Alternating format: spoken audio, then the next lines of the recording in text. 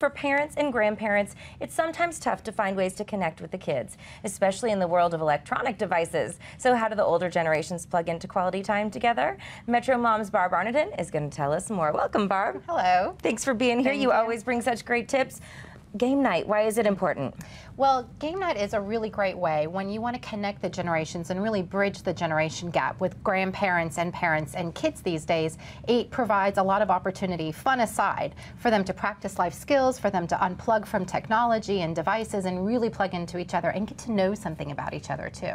We have a hard time, of course, JR is 5 years old, and when he's not the winner of the game, it's really tough for him. So younger kids, you really want to look for something that's more cooperative. There's a lot of cooperative games, and the problem solving and learning how to work together as a team, that's learned behavior. So you want to look for something where everybody can play together instead of against each other, so there's no competition. I like that. And that's then good. Also, of course, games that don't have a lot of reading involved is a lot easier for someone his age too. So what would you recommend? Let's say we've got kids of all ages. Kids of all ages. Well, first, I really like the classic games. Things like Jenga and Yahtzee and Monopoly. Hasbro has kept these classics but updated them a little bit to really attract the attention of these younger generations.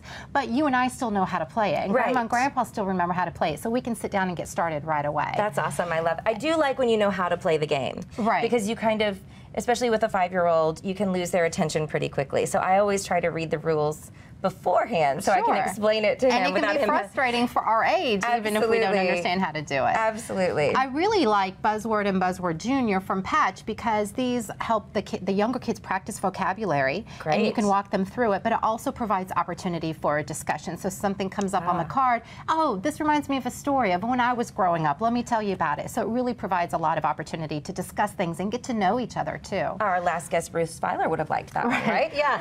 I like Pengaloo for younger kids. We have this one. It's so cute. This is great. They don't have to learn how to read. Kids, young kids, as young as age 3, as long as they're not going to eat the game pieces, they know this memory game. So it's just you pick up the penguin, look at the color egg under it, and then you try to find the match under the other penguin. It's just more fun than the typical memory. And it's easier for them to turn over with their little hands too. And even something like Blunders, this is also from Patch, that works on manners, and it just talks about scenarios and what would you have done differently. So again, a really good opportunity for them to learn good sportsmanship, respect, manners, and how to just even look someone in the eye and talk to them. We're gonna have to look for that one. That's a good one. Yeah. That's great. And then for even the youngest that I really like, there's games that are based on their favorite characters. Oh, sure. And what's great about this one is it gets you up and out of your seat and acting goofy and silly. So no reading involved, no real gameplay involved. This is just kind of a, let's get silly and goofy and laugh at Grandma and Grandpa or laugh at the parents, and the kids can have fun and move around. It's a great bonding experience, huh? Yeah. Wonderful.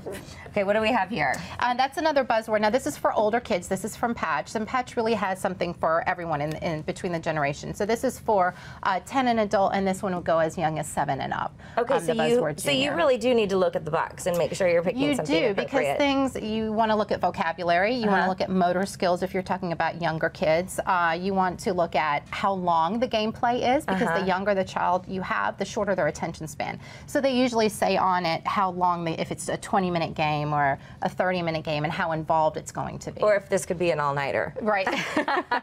Probably not right for the kids. All right, what is this Chicky Boom down here? This looks so cute. This is, remember I was talking about cooperative play. This is where everybody's going to cooperate together and play, and it's just a balance game. But kids, yes, there's a science lesson in here, but it's so much fun, and it's so goofy where you get to take turns, they get to practice taking turns and balancing by putting the pieces on it, and that's something you can play together, but we're not competing against each other. We're just going to get this to work together. All right, that might have to be our next move. No more competition in the games for a little while. Thank you so much, Barb. These are great.